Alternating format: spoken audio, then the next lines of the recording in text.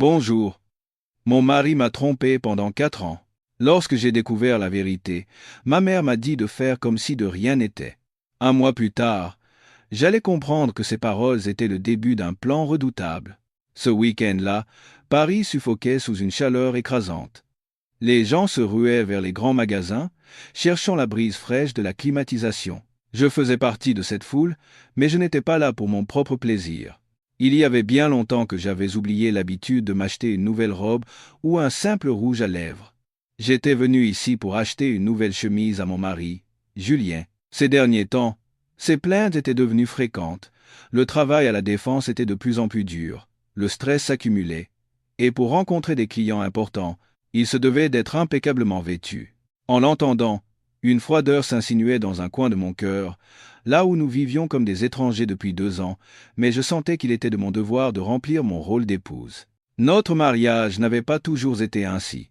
Il y a 4 ans, Julien et moi nous étions mariés, entourés de la bénédiction de nos 2 familles. C'était un homme charmant, un beau parleur qui savait toujours me faire rire. Mais il y a 2 ans, il a commencé à changer. Les dîners partagés à la maison se sont raréfiés, les tendres messages avaient disparu. Il partait toujours tôt et rentrait tard, prétextant le travail. Qu'avais-je fait de mal? Était-ce normal que la vie de couple devienne si fade avec le temps? Je me suis tourmenté, me blâmant sans cesse. J'ai tenté de raviver la flamme, lui préparant ses plats préférés, m'apprêtant même à la maison, mais je n'ai reçu en retour que son indifférence, parfois même des réactions agacées. Je m'épuisais peu à peu, et notre appartement n'était plus rempli que d'un silence étouffant. Je parcourais le rayon homme, cherchant une chemise qui irait bien à la carrure de Julien. C'est alors qu'une silhouette familière a attiré mon regard. De l'autre côté, au rayon maternité et puériculture, se trouvait un homme grand et élégant, portant le polo vert que j'avais moi-même repassé ce matin. Mon cœur s'est serré. C'était Julien, aucun doute possible. Il n'était pas seul. À ses côtés, une jeune femme au ventre bien arrondi se penchait tendrement contre lui. Ils se tenaient la main, et Julien lui présentait une robe de maternité rose avec un sourire affectueux. Ce regard débordant de tendresse qu'il ne m'avait pas offert depuis si longtemps. Ce spectacle fut comme un poignard acéré qui me transperça le cœur. Tout autour de moi est devenu flou. Le brouhaha des galeries Lafayette semblait lointain. Je n'entendais plus que le bruit de mon cœur se brisant en 1000 morceaux. Je me suis précipitamment caché derrière un grand pilier et, les mains tremblantes, j'ai sorti mon téléphone. Je ne savais même pas pourquoi je faisais ça. C'était sans doute une réaction inconsciente, le besoin de conserver une preuve de cette horrible réalité. J'ai appuyé frénétiquement sur l'écran, prenant des photos, enregistrant même une courte vidéo. Julien a entouré la taille de la femme de son bras, lui a murmuré quelque chose à l'oreille, et ils ont ri joyeusement. N'importe qui aurait vu en eux une famille heureuse. Et moi, son épouse légitime, j'étais contrainte de me cacher ici, comme une voleuse. Ils se sont dirigés vers la caisse et j'ai observé, retenant mon souffle. Au moment où Julien a sorti une carte de son portefeuille pour la tendre à l'employé, je me suis figé. C'était la carte de notre compte joint, celui que j'alimentais principalement. Il avait toujours prétendu que son salaire devait servir à l'entretien de son réseau professionnel et que les dépenses du foyer devaient donc provenir de mes revenus. Je l'avais cru. Pas une seule fois je n'avais douté. Mon argent ne servait donc pas seulement à notre famille, mais aussi à cette autre famille qu'il avait fondée dans mon dos. La douleur était si intense que j'avais l'impression que ma poitrine allait exploser, mais étrangement, aucune larme ne coulait. Le choc était sans doute trop grand, asséchant même mes larmes. Je suis resté là, pétrifié, les regardant s'éloigner tendrement, un joli sac d'articles pour bébé à la main. Ce n'est qu'après leur départ que je me suis effondré contre le pilier froid. J'avais été trahi de manière si méthodique, si cruelle. L'homme que j'aimais et en qui j'avais le plus confiance au monde m'avait trompé. Et cette trahison semblait dépasser la simple question d'une liaison. Je ne me souviens pas comment j'ai quitté le grand magasin et conduit jusqu'à la maison de mes parents. Durant tout le trajet, ma tête était vide, seule l'image de Julien regardant cette femme avec amour se répétait en boucle, comme au ralenti. Le sac contenant la chemise que je voulais lui offrir me semblait maintenant si pathétique. À peine arrivé, j'ai couru dans ma chambre, fermé la porte à clé et me suis effondré sur le lit en pleurant. C'est alors que les larmes, si longtemps contenues, ont jailli, brûlantes et amères. Ma mère, alertée par mes sanglots, est entrée dans la chambre. Voyant mon état, elle n'a rien demandé, s'est assise en silence à côté de moi et m'a tapoté le dos. Sa main était, comme toujours, chaude et réconfortante, mon refuge plus sûr. En sanglotant, je lui ai tout raconté. Ma voix était si étranglée par les pleurs que mes phrases étaient souvent interrompues. Je lui ai montré les photos et la vidéo. Je m'attendais à ce qu'elle explose de colère, qu'elle insulte Julien et me dise d'aller immédiatement lui faire une scène. Mais après avoir regardé les preuves, son visage s'est durci, et pourtant, sa voix était étrangement calme. Elle n'avait pas l'air surprise du tout, comme si elle s'y attendait. Elle a pris ma main, a essuyé mes larmes et m'a dit « Arrête de pleurer, ma chérie. Pleurer ne résoudra rien. Qu'est-ce que tu comptes faire après être rentré chez toi, lui avoir hurlé dessus et t'être battu avec lui? Divorcer ?» Je suis resté abasourdi. Divorcer. Un mot auquel je n'avais jamais pensé. Même si notre relation était devenue froide et douloureuse, je n'avais jamais imaginé me séparer de Julien.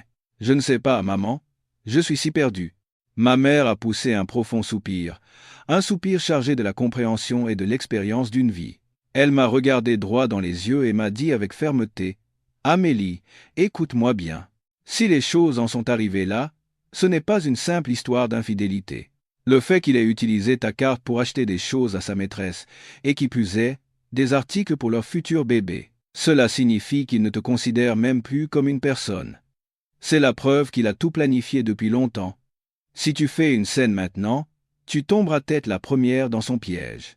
Il niera tout, et dans le pire des cas, il admettra tout et te mettra la pression pour divorcer sur le champ.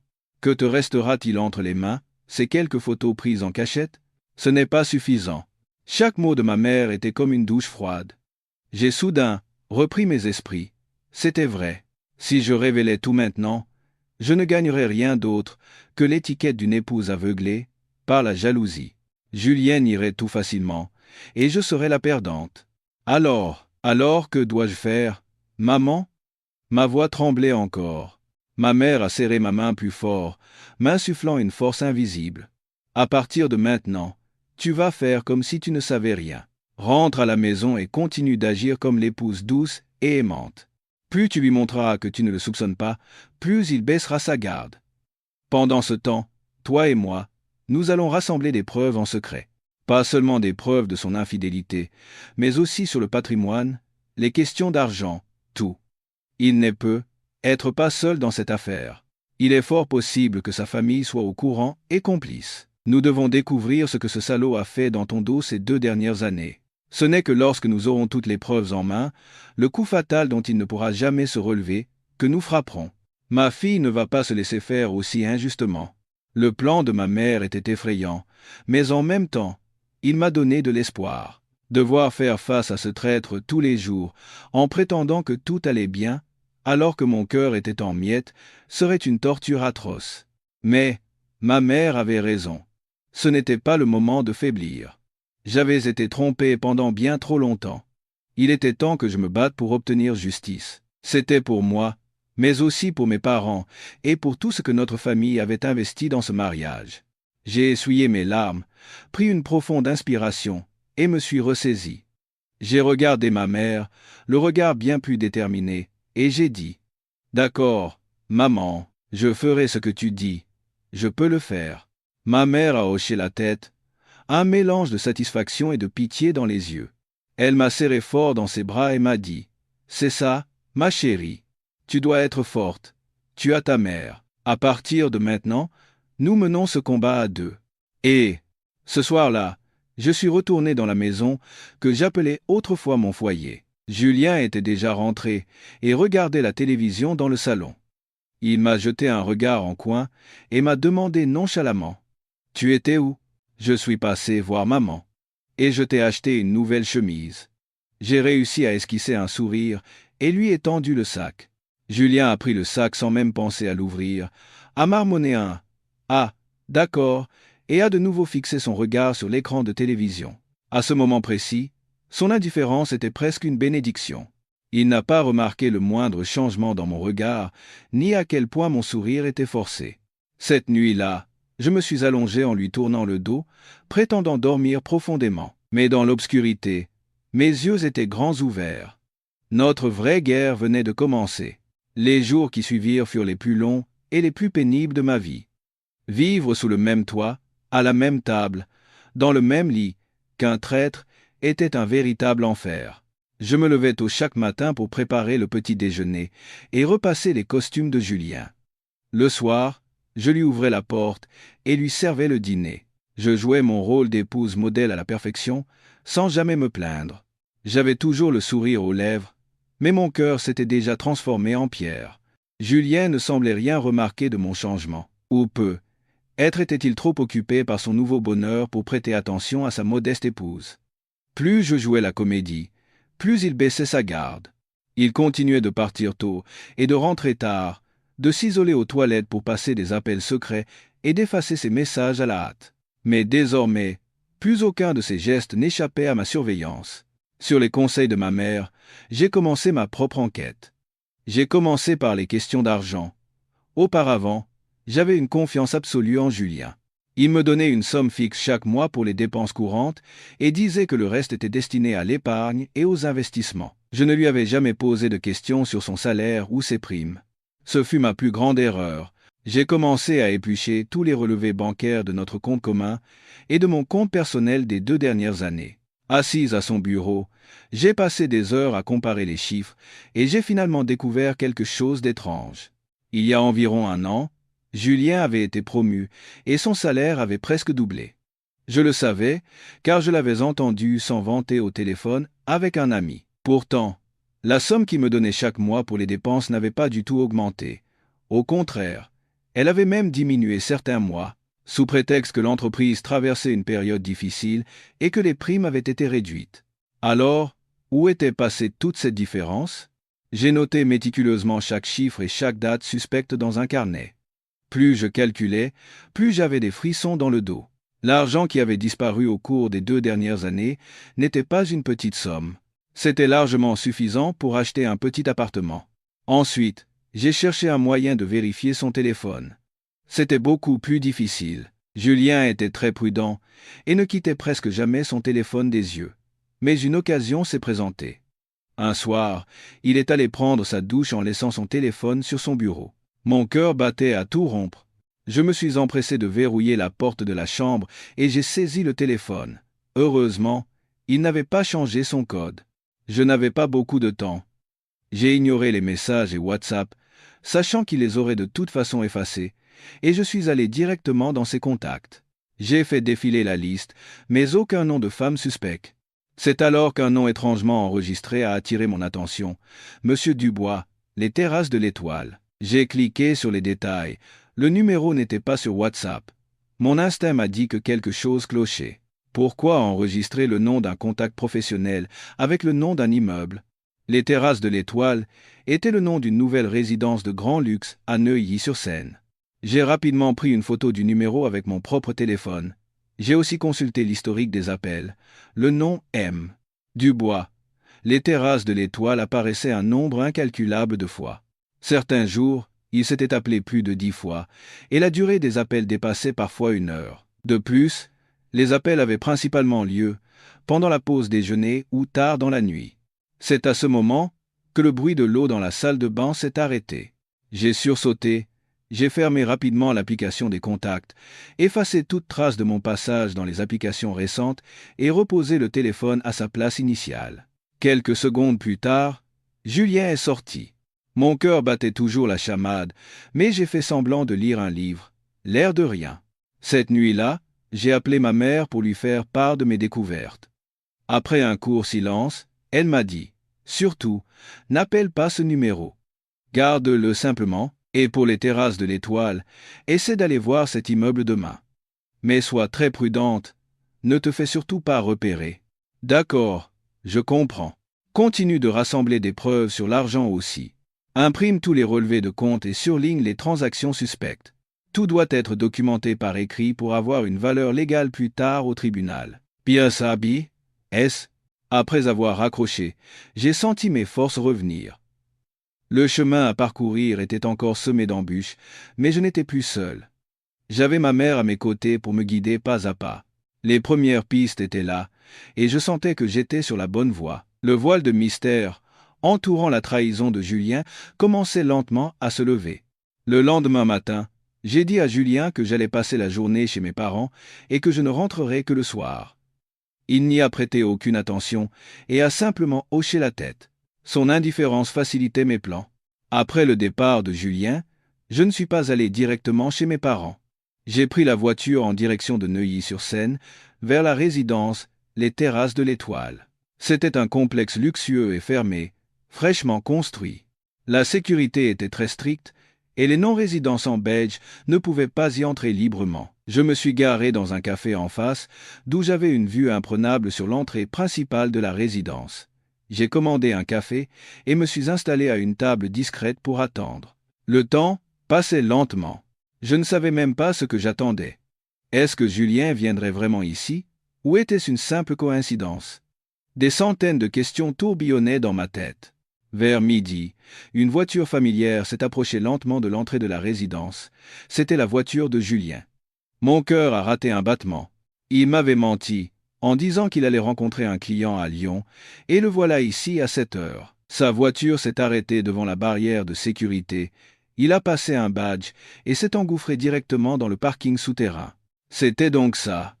Soit il avait un appartement ici, soit sa maîtresse y vivait. Mon intuition était la bonne. Assise dans le café, j'ai serré les poings. Que faire maintenant? Je ne pouvais pas entrer. Je suis resté assise un moment, réfléchissant. Je ne pouvais pas attendre indéfiniment. J'ai décidé de faire le tour de la résidence pour voir si je pouvais trouver un moyen d'obtenir plus d'informations.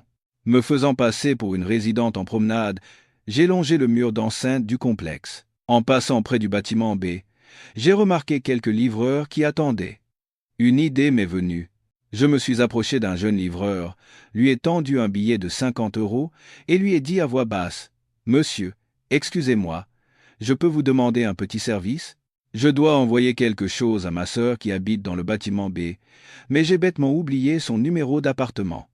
Pourriez-vous vérifier à quel appartement correspond ce numéro de téléphone ? » Je lui ai montré le numéro de M. Dubois, les terrasses de l'Étoile, que j'avais photographié. Le livreur m'a regardé avec méfiance, puis a hésité en voyant le billet dans ma main. J'ai ajouté rapidement : « Ma sœur vient d'accoucher, elle est un peu débordée. Je voulais juste lui faire une surprise. S'il vous plaît, aidez-moi. » Mes paroles ont semblé le convaincre. Il a hoché la tête, a sorti son téléphone et a entré le numéro dans le système interne de son application de livraison. Après un instant, il a levé la tête et a dit : « Oui, c'est ça, madame. Ce numéro correspond à la propriétaire de l'appartement B1708.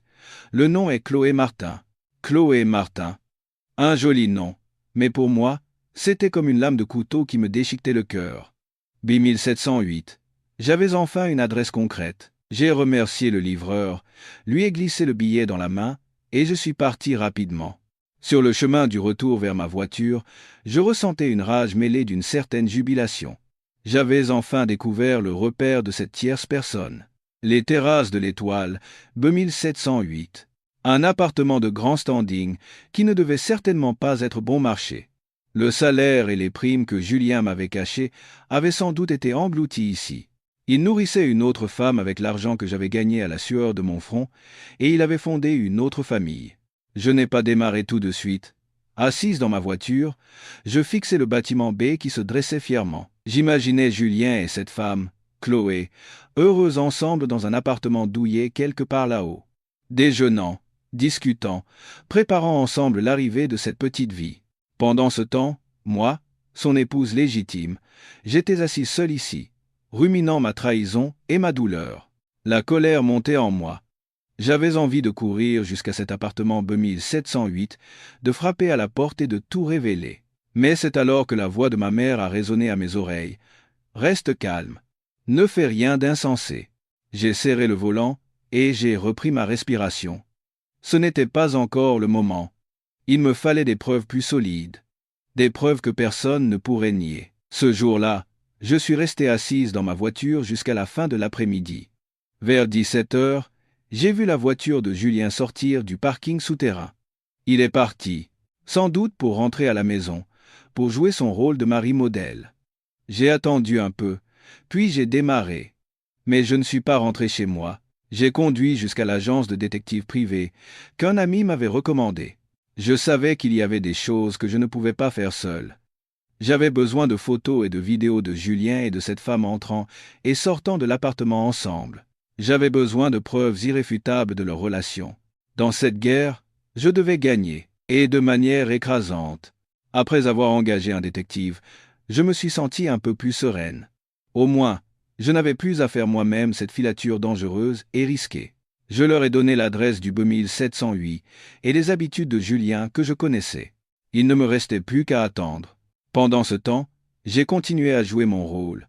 Toujours douce, toujours aux petits soins pour Julien. J'ai même suggéré que nous allions au cinéma le week-end pour raviver notre couple. Bien sûr, Julien a refusé. Il a dit qu'il devait se rendre en province pour rencontrer un client important, ce week-end-là. J'ai simplement souri et lui ai dit « Alors, sois prudent, prends soin de ta santé ». Mais au fond de moi, je savais très bien qui était son client important et où il se trouvait. Quelques jours plus tard, j'ai reçu un appel de Sophie, la femme de M. Lambert, le collègue et supérieur direct de Julien. Nous étions assez proches et nous prenions parfois un café ou faisions du shopping ensemble. « Amélie, tu es libre ce week-end ? On pourrait aller au spa avec les filles. Tu as l'air un peu fatiguée en ce moment. » J'ai accepté avec joie. J'avais moi-même besoin de parler à quelqu'un pour alléger un peu le fardeau qui pesait sur mon cœur. Nous nous sommes donné rendez-vous le samedi après-midi dans notre spa habituel. Alors que nous nous faisions masser, Sophie m'a soudain demandé, dit « Amélie, je vais te poser une question franche, mais ne te fâche pas. Est-ce que tout va bien dans votre couple ?» J'ai été surprise, mais j'ai fait de mon mieux pour paraître sereine. « Pourquoi ?»« Non, Sophie, tout va bien. » Sophie m'a regardé avec des yeux pleins de pitié et a baissé la voix. En fait, je l'ai vu plusieurs fois lors de dîners avec les gens du bureau, et l'attitude de Julien est un peu bizarre. Il se comporte comme s'il était célibataire. Les nouvelles jeunes employées n'arrêtent pas de le taquiner et de lui tourner autour, et non seulement il ne les repousse pas, mais il a l'air d'apprécier. Mon cœur s'est serré, mais j'ai forcé un sourire. Oh, ce n'était sûrement que pour plaisanter. Tu sais, Julien aime bien rigoler. Sophie n'a pas semblé croire à mes paroles et a soupiré. Elle a hésité un instant, puis m'a raconté quelque chose de vraiment choquant. C'est ce que j'ai entendu, de la part des gens de son service. Julien aurait dit à tout le monde que vous étiez divorcés depuis 2 ans. Il est maintenant considéré comme le célibataire en or de l'entreprise. Et tout le monde le croit. C'est vrai que tu n'es pas venu au bureau depuis 2 ans, et qu'il est toujours venu seul au dîner d'entreprise et au séminaire. Chaque mot de Sophie était comme un coup de marteau sur ma tête. Divorcé depuis 2 ans, célibataire en or. Aux yeux de ses collègues, je n'étais plus sa femme depuis longtemps. Il avait monté une pièce de théâtre parfaite, un réseau de mensonges complexes pour cacher sa double vie. Il ne me trompait pas seulement moi, mais aussi tout son entourage. Maintenant, la douleur dans mon cœur s'est transformée en une rage incontrôlable. Il avait piétiné mon honneur, nié mon existence, et transformé notre mariage en une simple farce.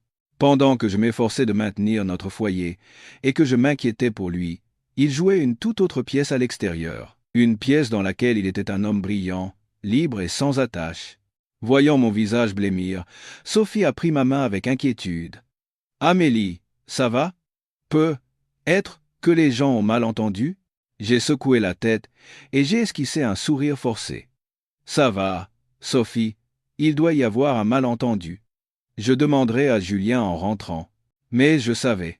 Ce n'était pas un malentendu, c'était la vérité nue et cruelle. Sa froideur, ses voyages d'affaires soudains, son indifférence envers la famille, tout s'expliquait. Dans son esprit, ce foyer n'existait déjà plus.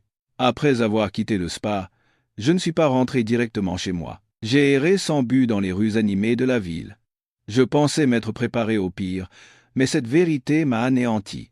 Il ne s'agissait pas d'une simple infidélité. Il avait voulu effacer complètement mon existence de sa vie. Ce soir-là, quand Julien est rentré, je l'ai regardé avec des yeux différents. L'homme assis en face de moi, celui que j'avais autrefois aimé, mon mari, mais il me semblait aussi étranger qu'un inconnu. Qui était-il ? Combien d'autres vies avait-il menées à mon insu ? Je ne lui ai pas posé de questions sur ce que Sophie m'avait dit. Je savais que cela ne servirait à rien. Il nierait encore et trouverait une autre excuse. J'ai simplement observé en silence chacun de ses gestes, chaque mot qu'il prononçait, et j'ai compris. Tout était faux. Son sourire, son semblant d'attention, tout faisait partie de la pièce qu'il avait créée. Cette nuit-là, j'ai reçu le premier email de l'agence de détective. Il contenait des photos d'une clarté parfaite. Julien et sa maîtresse, Chloé, entrant main dans le hall de la résidence Les Terrasses de l'Étoile. Julien portant de grands sacs de courses, la femme à son bras. Faisant les courses ensemble au supermarché, dînant dans un restaurant chic. Ils avaient l'air vraiment heureux, comme de jeunes mariés. J'ai regardé chaque photo, une par une. Mon cœur ne me faisait plus mal. Il ne restait plus qu'un vide immense et de la haine. Ce réseau de mensonges qu'il avait tissé, je le déchirais de mes propres mains.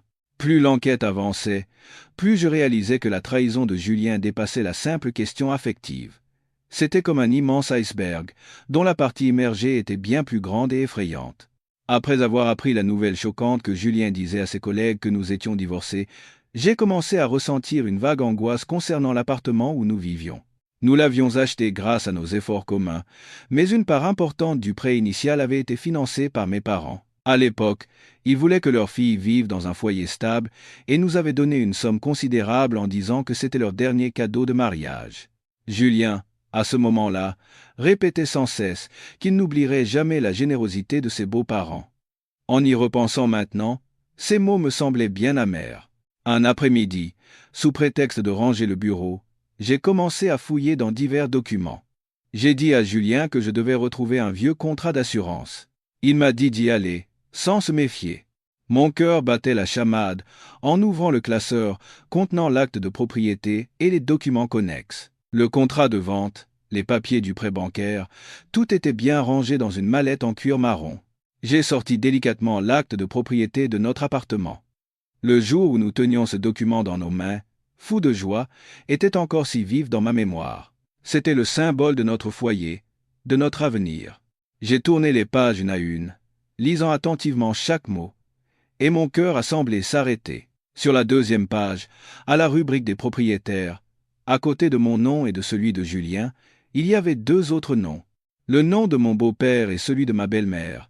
4 noms étaient clairement inscrits, avec le sceau rouge de l'administration. Tout le sang de mon corps s'est glacé. Comment était-ce possible? Pourquoi les noms de mes beaux-parents étaient-ils ici? Quel droit avaient-ils sur cet appartement? Je me suis affalé sur la chaise, l'esprit en plein chaos. J'ai fouillé dans ma mémoire, mais je n'avais aucun souvenir d'avoir signé un tel document. Ni Julien, ni mes beaux-parents ne m'avaient jamais parlé d'ajouter leur nom à l'acte de propriété. Alors, d'où sortaient ces deux noms? Une nausée m'est montée à la gorge. Ce n'était plus seulement la trahison de Julien, c'était un complot méticuleusement planifié par toute sa famille. Ils m'avaient traité comme une idiote, une étrangère dans ma propre maison. Ils avaient discrètement transformé notre bien commun, acquis en partie grâce à la sueur de mes parents, en un bien familial commun à toute leur lignée. Les mains tremblantes, j'ai pris une photo de la page de l'acte de propriété où figuraient les 4 noms, et je l'ai immédiatement envoyée à ma mère. Quelques minutes plus tard, elle m'a appelé. Sa voix était pleine de stupeur et de colère. « Mon Dieu, comment est-ce possible? Quand ont-ils fait ça? Tu n'en savais rien du tout? » « Non, maman, je ne savais vraiment rien.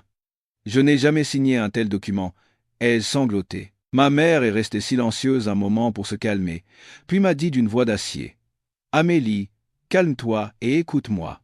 Il t'a sûrement trompé et t'a fait signer ça en le glissant parmi d'autres papiers. Il a probablement inséré ce document dans une pile d'autres et s'est arrangé pour que tu ne le vérifies pas correctement. Quel monstre! Mais ne t'inquiète pas. Pour l'instant, cache bien cet acte de propriété et ne montre surtout pas que tu as découvert la vérité. Laisse-moi m'occuper du reste. J'ai une connaissance qui a travaillé au service du cadastre. Je vais lui demander de vérifier tous les documents originaux de cet appartement. Nous devons découvrir s'ils ont falsifié ta signature ou quelle ruse ils ont utilisée. » Les paroles de ma mère ont eu l'effet d'un calmant. C'est vrai. Je ne pouvais pas m'effondrer maintenant. Je devais découvrir la vérité. Cette trahison était allée trop loin. Elle touchait maintenant à l'amour et au labeur que ma famille, mes parents m'avaient donné. Il n'essayait pas seulement de me voler mon mari, mais aussi ma maison. Je ne les laisserai jamais faire. Ce soir-là, Julien est rentré, comme si de rien n'était. Il m'a demandé si j'avais trouvé le contrat d'assurance. J'ai répondu avec un sourire glacial. Oui, je l'ai trouvé. Il était très bien rangé. J'ai plongé mon regard dans le sien, cherchant une trace de l'homme que j'avais aimé. Mais il n'y avait rien. Seulement, le mensonge et le calcul. Lui et sa famille, ils avaient tissé une immense toile pour m'emprisonner et tout me prendre. Mais ils avaient tort, la proie qu'ils pensaient si faible n'allait pas se rendre si facilement. Alors que le choc de l'affaire de l'acte de propriété était encore frais, une nouvelle attaque est venue de front.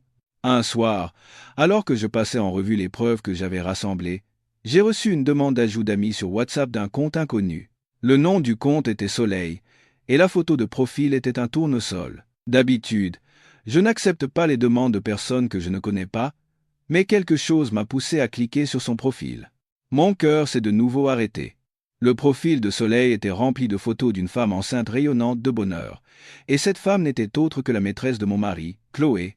Une photo d'elle sur le balcon de l'appartement des Terrasses de l'Étoile, avec la vue nocturne en arrière-plan.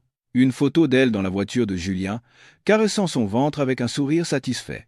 Et la plus douloureuse, une photo avec Julien. Elle avait posé sa tête sur son épaule, et tous deux souriaient à l'objectif. La photo était accompagnée de ce texte: « Notre petit trésor, sois en bonne santé comme papa. Maman t'aime déjà tellement. » Le sang m'est monté à la tête. C'était une provocation claire et directe. Elle voulait délibérément que je voie tout cela. Avant même que j'aie pu décider d'accepter ou non sa demande, un message est arrivé. « Bonjour Amélie, c'est Chloé. » J'ai fixé les mots sur l'écran. Osez m'envoyer un message directement. Me souvenant des conseils de ma mère, j'ai pris une profonde inspiration et j'ai essayé de garder mon calme. Je n'ai pas répondu, je me suis contenté de lire. Quelques secondes plus tard, un autre message est arrivé. Je sais que vous êtes au courant pour Julien et moi. Je ne veux rien vous cacher. Nous nous aimons sincèrement. Julien m'a dit que ses sentiments pour vous étaient morts depuis longtemps. Il n'avait juste pas trouvé le bon moment pour vous le dire. J'ai serré mon téléphone si fort que les veines de ma main ressortaient. Son ton faussement innocent et effronté me donnait envie de jeter le téléphone contre le mur. Mais je ne l'ai pas fait. Je savais que c'était aussi une preuve. J'ai fait des captures d'écran de tous les messages. Voyant que je ne répondais pas, Chloé a continué son offensive. Cette fois, elle a envoyé une échographie. C'est notre fils. Il a maintenant 5 mois et il est en parfaite santé. Le médecin dit qu'il ressemble comme 2 gouttes d'eau à son père. La bile me montait à la gorge. Elle utilisait l'enfant dans son ventre pour m'attaquer. Moi, l'épouse légitime qui n'avait pas pu avoir d'enfant. Au cours de nos 4 années de mariage, nous avions désiré un enfant. Mais Julien avait toujours repoussé l'échéance, disant qu'il voulait se concentrer sur son travail. En réalité, il ne voulait pas d'enfant, mais pas d'enfant avec moi. Les jours suivants, Chloé a continué de me harceler avec des messages et des photos. Une photo de Julien lui préparant un repas. Une vidéo de lui, caressant son ventre et parlant au bébé. Elle se vantait des cadeaux coûteux que Julien lui offrait, de l'avenir heureux qu'il lui promettait. Son objectif était clair: me mettre en colère, me faire perdre mon sang-froid pour que ce soit moi qui parle de divorce la première. Ainsi, elle serait la grande gagnante. J'ai raconté tout cela à ma mère. Après avoir tout écouté, elle a ricané. Elle est encore jeune et naïve. Penser que tu vas t'effondrer avec des gamineries pareilles, laisse-la continuer. Plus tu resteras silencieuse, plus elle s'impatientera. Fais des captures d'écran de tout et garde-les comme preuve. Plus tard au tribunal, ces preuves montreront son vrai visage, effronté et manipulateur. Mais c'est trop dur, maman. Je ne peux pas supporter de voir ces messages. Pense que c'est une pièce de théâtre dont tu connais déjà la fin. Observe calmement le spectacle qu'elle te donne. Plus tu resteras calme, plus tu garderas le contrôle. Compris? Après avoir entendu les paroles de ma mère, j'ai essayé de me ressaisir. Je n'étais plus tourmenté par les provocations de Chloé. Au contraire, je la trouvais pitoyable.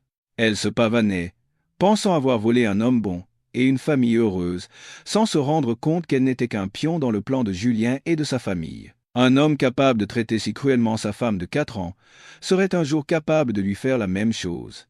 Je n'ai répondu à aucun message et je n'ai pas bloqué son compte. Telle une spectatrice silencieuse, je continuais simplement à accumuler des preuves pour la contre-attaque finale. Je pensais que l'effronterie de Chloé se limiterait à se vanter de son amour et de sa grossesse, mais je me trompais. Un jour, elle m'a envoyé un message au contenu absolument stupéfiant. Julien m'a dit que vos parents vous avaient offert un bracelet en or, un bijou de famille, pour votre mariage. Il devait être magnifique. J'adore ce style. Je demanderai à Julien de m'offrir le même pour notre mariage. J'ai relu le message plusieurs fois. Un mauvais pressentiment m'a envahi. Ce bracelet était un héritage précieux de ma mère. Le jour de mon mariage, elle me l'avait passé au poignet, en me recommandant d'en prendre grand soin. Au-delà de sa valeur matérielle, il avait une grande signification sentimentale, le symbole de la bénédiction de ma famille. Personne, à part Julien, mes parents et moi, ne connaissait son existence. Alors, pourquoi Julien avait-il parlé d'un objet si personnel à sa maîtresse, et pourquoi elle en parlait maintenant? Un pressentiment sinistre m'a saisi. Je me suis précipité dans la chambre. C'est là que se trouvait notre coffre-fort, où nous gardions les documents importants et les objets de valeur. Il y avait 2 clés, une pour moi et une pour Julien. Les mains tremblantes, j'ai inséré la clé et tourné la combinaison. La lourde porte en acier s'est ouverte. L'intérieur était vide. Le bracelet en or, qui reposait dans un écrin de velours rouge, avait disparu. Le dossier contenant l'original de l'acte de propriété avait également disparu. Il ne restait que quelques-uns de mes livrets de compte et un peu d'argent liquide. J'ai senti toutes mes forces m'abandonner. Je me suis effondré sur le sol. Il l'avait pris. Julien avait personnellement ouvert le coffre et volé mon bijou le plus précieux, et l'acte de propriété. Il avait tout pris. Il n'avait pas seulement trahi mes sentiments et volé mon argent, il était devenu un voleur. Un voleur dans ma propre maison. Les larmes coulaient de manière incontrôlable. Ce n'était plus la tristesse d'une femme trahie. C'était la blessure profonde de la confiance piétinée de la manière la plus cruelle qui soit. J'avais pensé que, même s'il ne m'aimait plus, il restait entre nous un minimum de respect. Mais non. Son acte prouvait que je n'étais rien à ses yeux. Tous nos souvenirs, toute ma générosité avait été jetée aux ordures par lui. J'ai appelé ma mère. Ma voix était si étranglée par les pleurs que je pouvais à peine parler. Après avoir tout écouté, ma mère est restée silencieuse un long moment. Au téléphone, j'entendais sa respiration saccadée et je sentais la rage qui bouillonnait en elle. C'est parfait.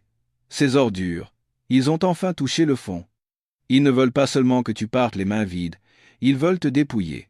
Puis, soudain, ma mère s'est calmée. Sa voix est devenue froide et déterminée. Amélie, arrête de pleurer. Les larmes ne servent à rien maintenant. Écoute-moi bien. Le fait qu'ils aient pris l'acte de propriété et le bracelet, c'est comme si c'était eux-mêmes passé la corde au cou. Toi, fais comme si tu ne savais rien. Ne leur montre surtout pas que tu as compris. Laisse-les croire qu'ils ont gagné. J'ai un moyen de régler ça. Je ne savais pas à quoi pensait ma mère, mais son calme m'a rassuré. J'ai essuyé mes larmes et j'ai essayé de me relever. La tristesse s'est transformée en colère, la faiblesse en une volonté d'acier.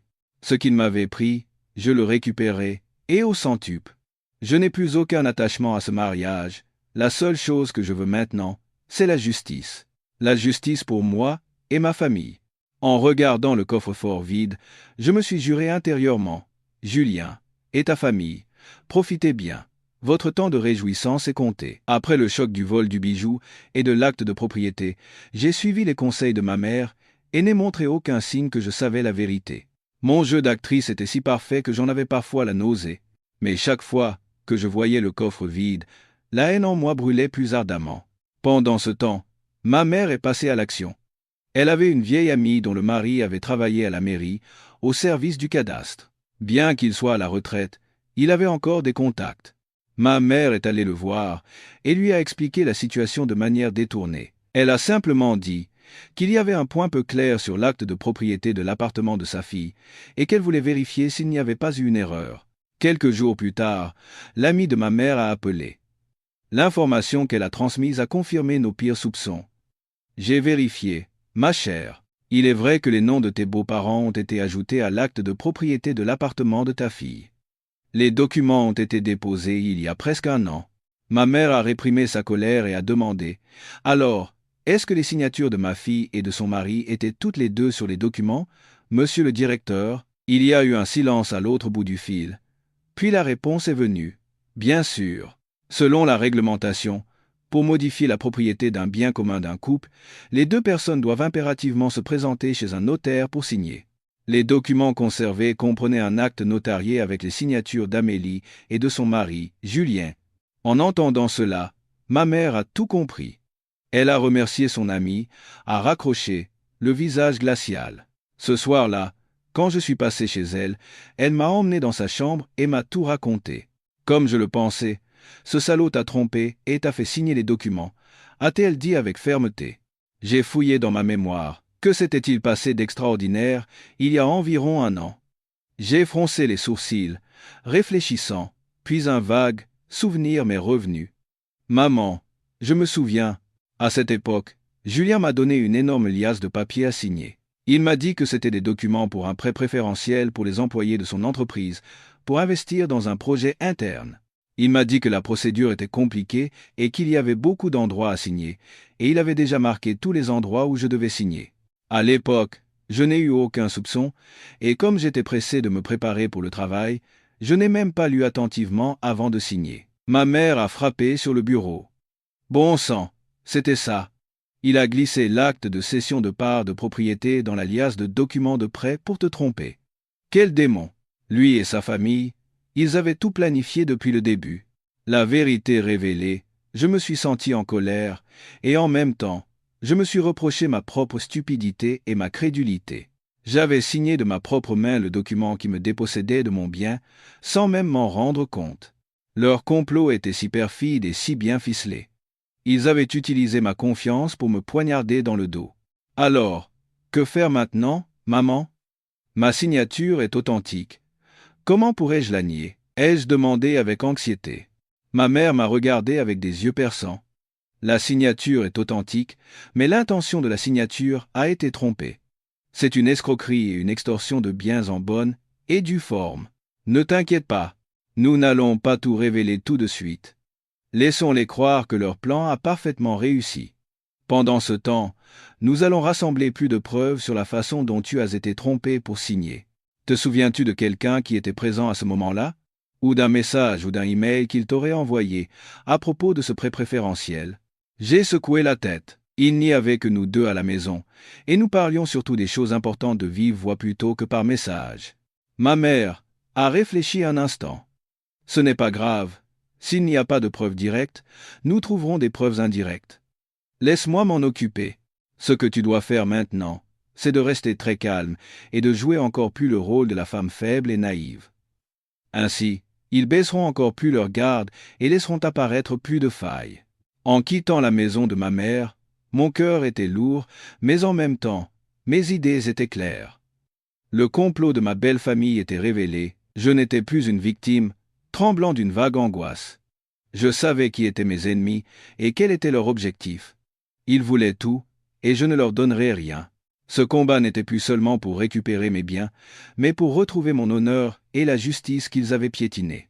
La famille de Julien ne semblait pas du tout se douter que leur complot pour s'emparer de la maison avait été découvert par ma mère et moi.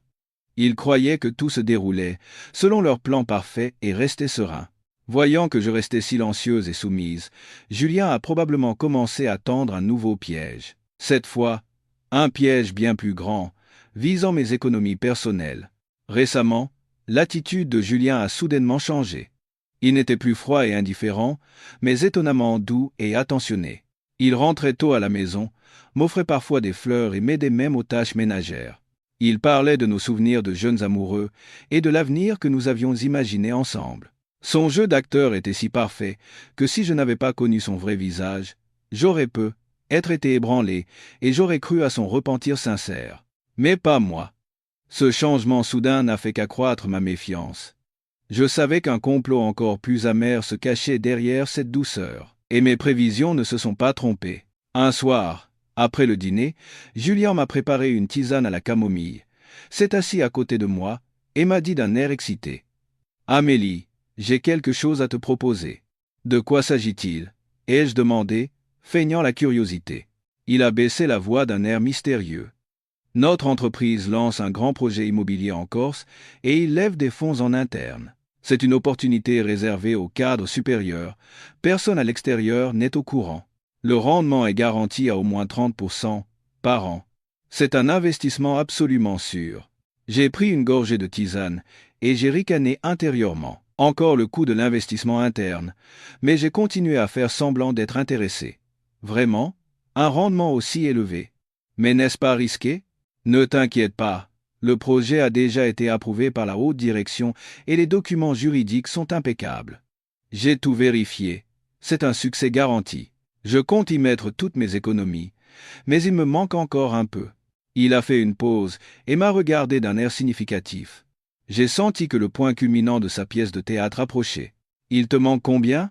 J'ai calculé. Il nous faudrait environ 100 000 € de plus pour avoir une très bonne part d'investissement. On pourrait obtenir le meilleur rendement. Je me souviens que tu as un compte d'épargne avec à peu près cette somme, n'est-ce pas? L'argent que tes parents t'avaient donné. Son objectif était clair, 100 000 €. C'était l'argent que mes parents m'avaient donné séparément, au cas où. J'avais déposé cet argent et je n'y avais presque jamais touché.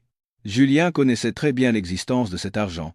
Voyant mon silence, il a pris ma main et a dit d'une voix suppliante. « Amélie, je sais que c'est ton argent. Mais pense-y, nous sommes un couple.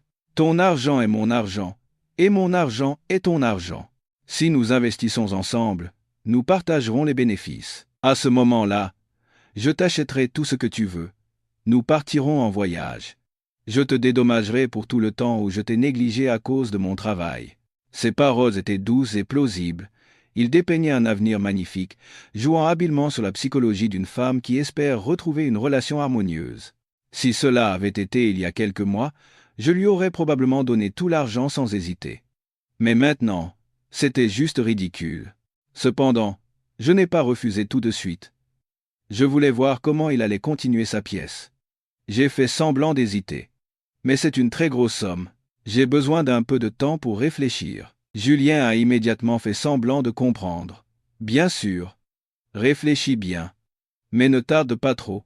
Les places d'investissement sont limitées et il faut se décider avant la fin de la semaine. Mes collègues se bousculent déjà pour y participer.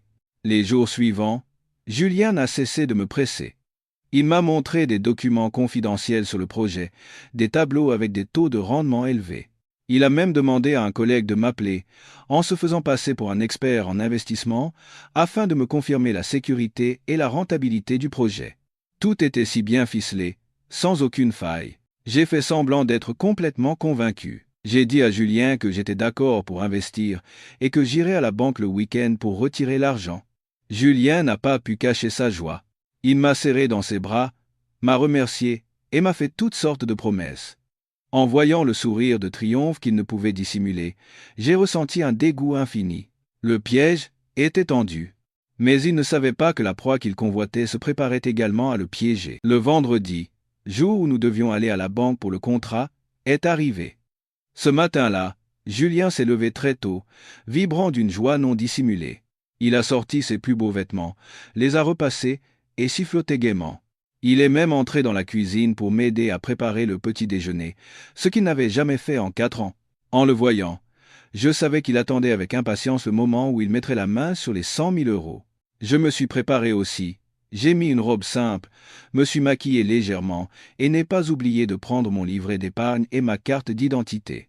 J'avais prévenu ma mère du plan de Julien. Elle m'avait dit une seule chose. Laisse-le faire. Je m'occupe du reste. À 9 heures précises, Julien et moi sommes montés en voiture. Il m'a ouvert la portière avec galanterie, comme au début de notre relation. Pendant tout le trajet jusqu'à la banque, il n'a cessé de parler de ses projets pour l'argent de l'investissement.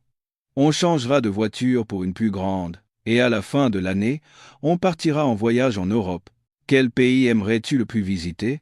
Je me contentais de sourire et de hocher la tête. Intérieurement, je pensais que le seul voyage qu'il allait bientôt entreprendre serait une chute dans l'abîme de ses propres mensonges. Arrivés à la banque, nous nous sommes garés et sommes entrés.